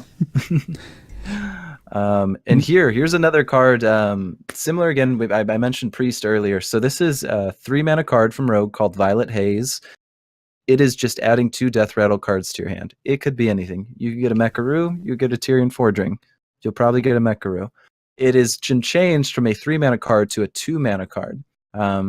Again, Blizzard has experimented with Death Rattle Rogue. The nerf to prep is a huge hit to that archetype in the first place, so I don't think it will really change up much. Also, the fact that, again, Death Rattles can really vary in value, and if you're allotting one of your 30 spots and or 2 out of your 30 spots to this card, I think you are going to end up seeing it as another sore spot in the deck. Mm-hmm. I don't think it'll end up seeing play. I don't even, and that's the difference between Pogo Hopper and this one. This one I don't think is going to get inclusion either, even for fun.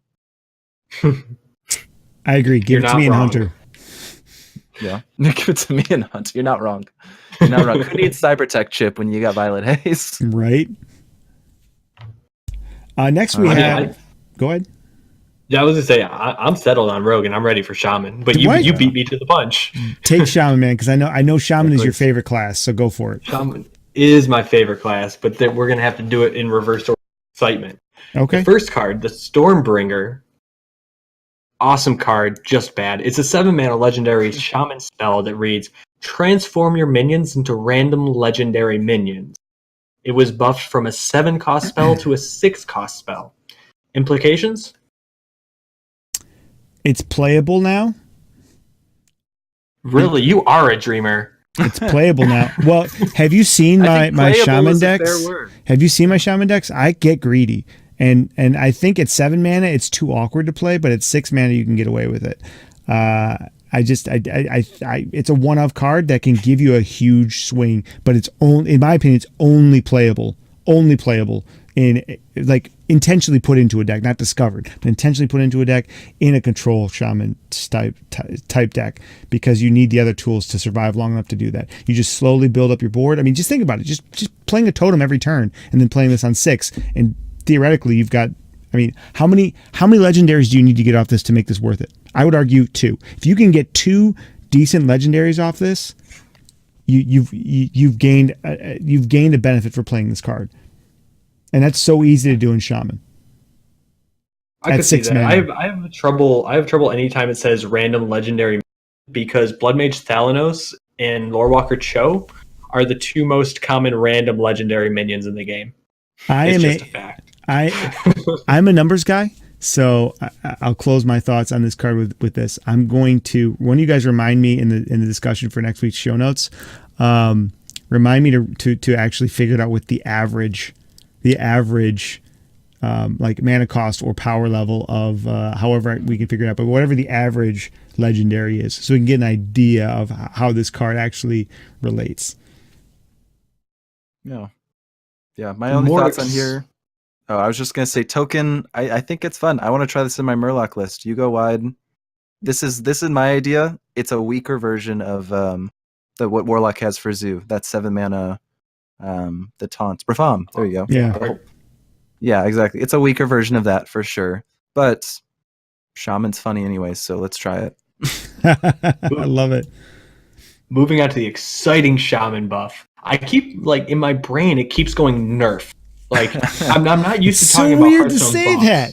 Right? So with the next nerf, the next Hearthstone buff you just did it again. Is Thunderhead, which is a 4-mana 3/5 that it's a 4-mana 3/5 Shaman Elemental that reads, after you play a card with Overload, summon 2 1/1 Sparks with Rush. This card was buffed to being a 4-mana 3/6 Elemental with the same card text. Now, we were talking about the 3/5 Body Ascendant Shield Master when we were talking about Necro Mechanic. We were talking about Necro Mechanic and what a big deal the 3/6 body on turn 4 was. Well, now we're seeing the same thing for Shaman. We have always seen on the fringe some sort of mid-range Shaman ever since mid-range Shaman was good with Totem Golems and Tunnel Trogs and 4-mana 7/7 Flame Faceless whatever. Oh, yeah. But now we have another legitimate option to start bringing it back. You can imagine yourself using Thunderhead now as a 3/6 on body or a 3/6 body to trade itself along with its little rushy boys on the left hand side. And if you could figure out a way to cheat 1 mana, which you can always cheat 1 mana, you can now Thunderhead, then play the Sparks, which is the 1 mana card that summon, it's 1 mana, Overload 1, summon 2 1/1 Sparks with Rush, and with Thunderhead on the board, and then play the Stormbringer for 5 legendary minions, 3 cards, 11 mana. Thoughts? I'm trying to make Stormbringer good. Okay, here's the thing. I actually think this card makes Stormbringer better. This actually makes, because this is the kind of card that will enable you to survive and gives you little dudes on the board to transform. This is the kind of card that enables Stormbringer to be better, right? And so this just strengthens my argument. I know it's hard to see because Stormbringer hasn't been played or been good really ever. And this card has been on the borderline of it, but now with the combination of the two, I actually think they make each other better. So I don't want to go into too much detail about it because I already talked about the strength of a 4-mana 3/6 in Hunter. It's the same thing is true in Shaman, which typically lends itself to being a more mid-range class, like you mentioned, just like Hunter does. So if it's good in Hunter, it's great. And this card was good before, or at least okay before. It's great in Shaman. So I'm excited for this change. We're going to see a lot more Shaman. I agree. At least I hope so. The next class on our list, though, is my other favorite class, probably the one I'm much more well known for, honestly, and it's Warlock. The first one is the first card that they changed, Spirit Bomb. Actually, Spirit Bomb, for those of you who don't know, which is basically everybody except for me and Ben from work, is a card that it's a 2-mana Warlock spell that reads: deal 4 damage to a minion and your hero. It was quote unquote buffed to 1 mana. The reason this becomes quote unquote is because the only possible place to ever play this was in standard even lock a few months ago, because it was able to deal with the Hench Clan Thug from Odd Rogue and while simultaneously buffing your Spellstone. It is a card that actually put in a lot of work for about 3 weeks for me, but only in even lock. So I would call this a nerf. How do you guys feel about Spirit Bomb? Yeah, not much to say. If Spellstone was still in the game, then sure, why not? Let's have fun with Spirit Bomb. Bad. But it's exactly. It's in my opinion, it's an objectively worse Shadow Flame or Soulfire. Excuse me. I would rather run Soulfire, even though Soulfire burns a card, because Soulfire can go face. This can't.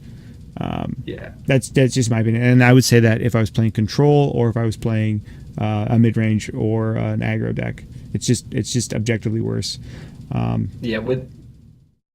With the few pain synergies that we have, it's getting much more difficult. Yep. The other Warlock card that was buffed. Yeah, buffed. Okay, buffed. Yeah, you got it right this time. The other Warlock card that was buffed was Dr. Morgan. Dr. Morgan was an 8-mana 5/5 Warlock legendary that reads: Death Rattle, swap this with a minion from your deck. It was buffed to 6 mana. It has a 2-mana chain, which is insane. It shows you how bad the card was in the first place. And honestly, my overall thoughts on this is like the 2 bad cards they changed are still bad. The 6-mana Morgan is only really good with like in a deck with Undertaker and Baleful Banker. Actually, you know what? I'll see you guys later. I'm about to start on this deck. But no, like it's just bad. It's always gonna be bad. They might as well have buffed Hyreek to 7 mana. I don't know. Yeah, not much to say. You guys are just like, This is the first card that I dusted from Year of the Mammoth when I committed to not dusting any cards from Year of the Mammoth. So, well deserved. Yeah. If this card was a 5-mana 5/5, I would consider it. Even at 6 mana, and I'm a guy that'll play some greedy cards. It's just Madame Goya. Yeah, that's a great example. What was it? What was Madame Goya? Was what? Was that 6 mana? 5 mana 5/4. Was that 5 mana 5/4?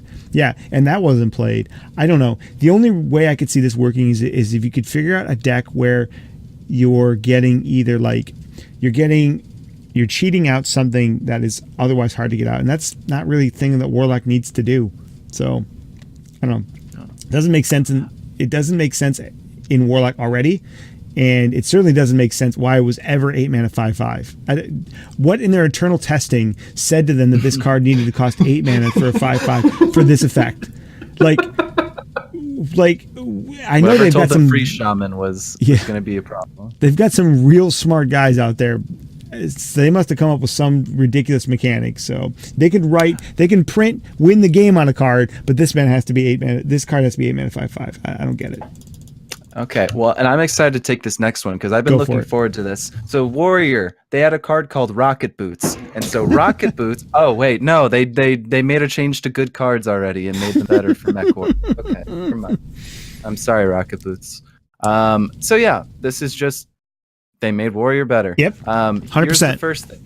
Security Rover. You know it, you love it. It gets discovered from a Warrior just like all the time that they play. Yeah. So this is a 6 mana. 2/5 mech.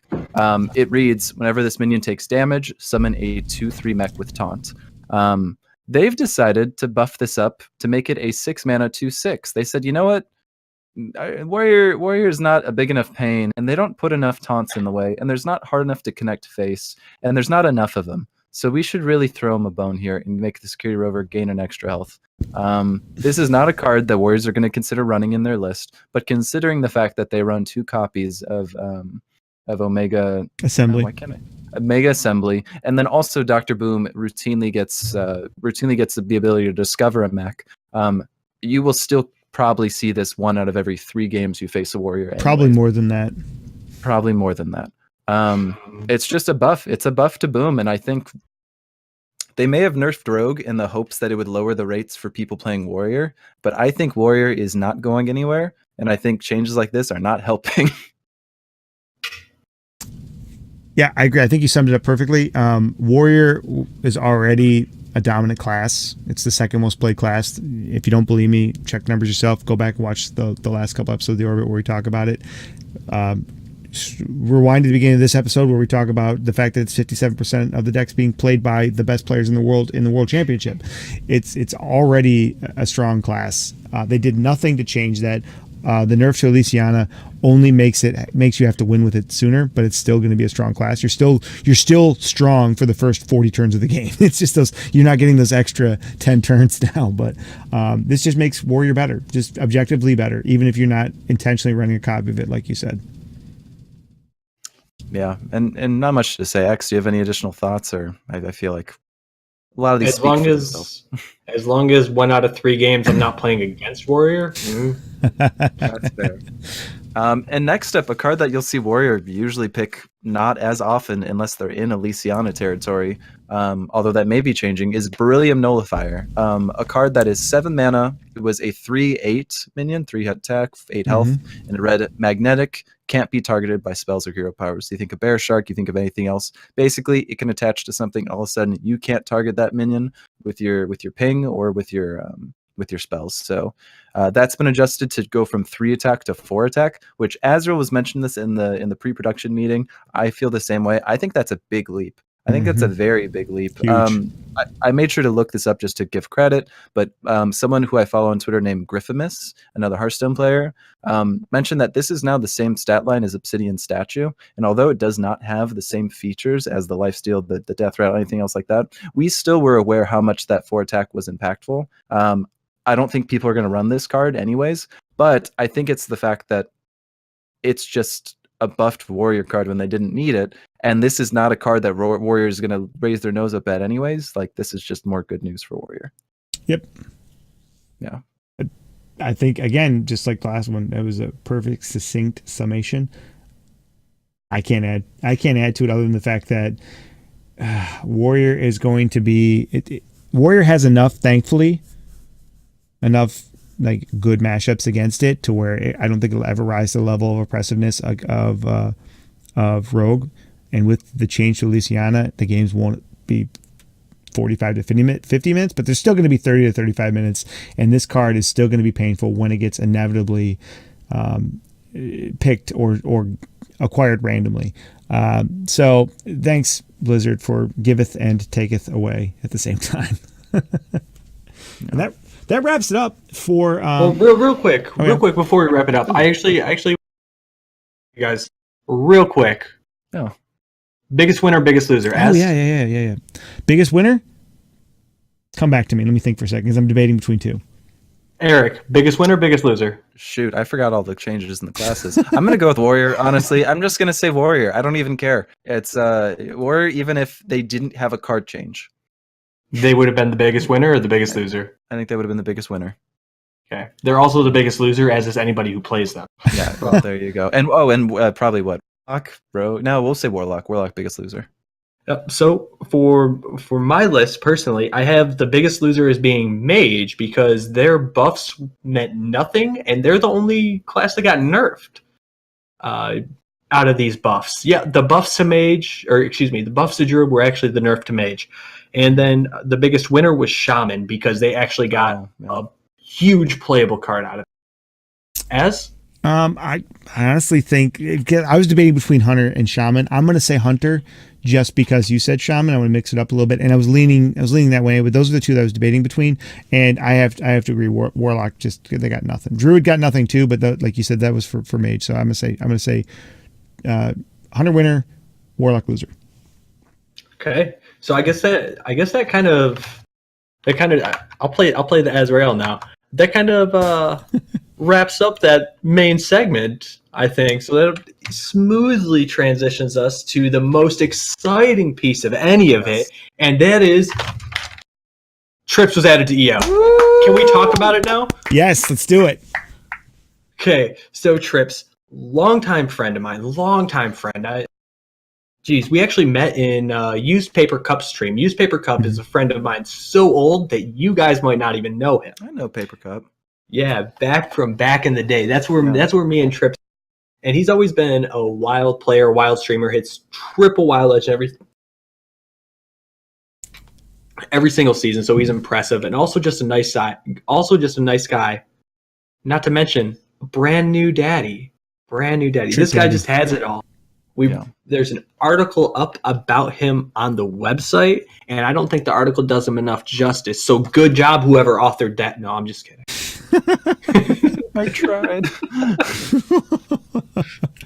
So rude. But yeah, I'm super hyped for Trips. And I know he's hyped to be a part of it. He just had his first official stream as an EO member yesterday, and he was just absolutely ecstatic. The community, you guys came out in full force. The eternal orbiteers, just really, really gave him a warm welcome. So thank you very much for that.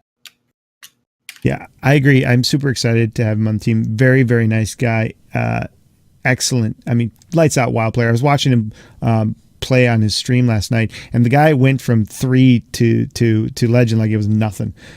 He's just killing it. Lights out. Like the man knows his craft, and to have him on the team to bring that skill set here, and to have him be such a nice guy with such a great community that's now part of our community, it's awesome. And that's what this is all about. That's what EO is all about. It's about community building and producing great content, and he brings all of that together in one nice, neat, and quite handsome package.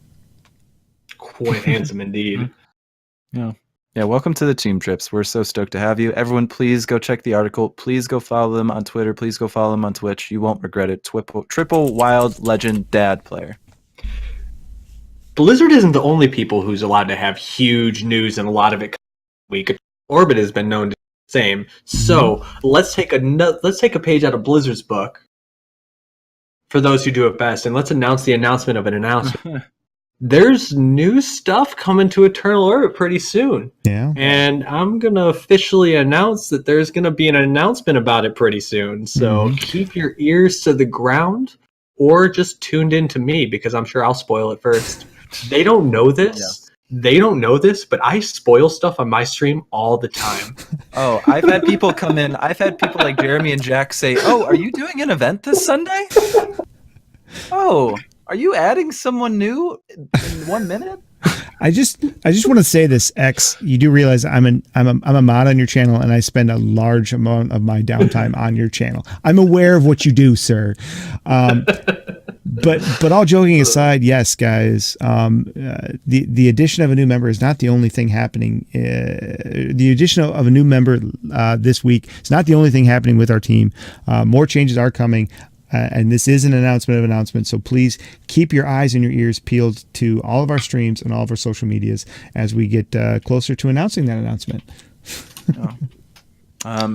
Just to wind things down from my end, Twitter poll still live. If you are feeling any type of way about the balance changes that got announced, our poll this week is asking if you think Blizzard had to nerf both prep and raiding party. If you thought it was too much or not enough, or was just right, sort of a mama bear, papa bear, baby bear sort of situation.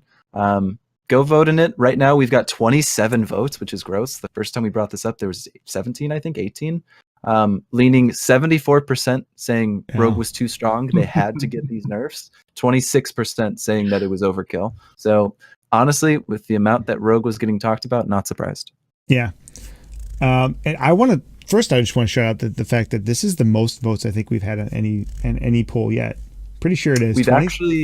We've had 40, and it was when we were talking about priest, or if you should ban a class. Oh yeah, I forgot about that one. That was pretty popular. But even still, though, 27 votes is pretty impressive, guys. So thanks for piping in about that one. But I was only asking for one nerf. I personally would have been fine if they didn't nerf prep. I was only asking for one nerf, but I'm happy that they did two, because if Blizzard thought they needed to, then they probably needed to, because Blizzard is going to and they've said this, they would rather underact than overact. So if they thought that nerfing not just 2 but 3 cards was necessary, then there might even be more cards that they're still debating. So I'm good with the over, and I do think that even despite having 3 cards nerfed, Rogue is still going to be a top 7 class. It's going to be a high tier 2 class at least, in my opinion. X? No, you took the words out of my mouth. Like, my Rogue is still good. Like, they nerfed the 3 best cards in the deck, and it's still a good deck. Yeah. Same thing happened with Druid. Levels of nerf. Yeah. Exactly. Nice. Yeah. Big same brain. All right. Well, yeah, and thanks as always, Eric, for staying on top of keeping those Twitter poll questions up. You're always lights out with what you come up with. Every time you come up with a Twitter poll question and you pitch it to the team, I'm like, that's freaking brilliant. And then I feel like an idiot because I didn't come up with it. Well, and that's all I'm here for, is to really make you feel smaller. And more importantly, it's all about me is what I'm saying. So yeah, but that's again, what I've been saying the whole time. Please make sure to check us out on our social media. Support us on either our Twitter accounts, or you can go to our website, eternalorbit.gg. We have an active Patreon account. If you're interested in supporting us through there, the option's available. More information on our website as well. And we're coming out with articles. We're flying with them right now, to be honest. Everyone is chipping in. It's super cool to see. So just get ready to consume more content, because we got it for you. Yeah. Eternal Orbit making moves. That's right. Money moves. Guys, as always, thank you so much for joining me again. To the audience, we will be back again, of course, with another brand new episode. Same time next Wednesday. I will be on vacation, but we've done it before where we still will make it work. So make sure you guys tune in for that. And as always, Eric, Rude Clouds, and Tim Exiles, thank you so much for joining me today. Everyone out there in Viewerland, thanks for tuning in, and we'll see you next week. Goodbye. Bye.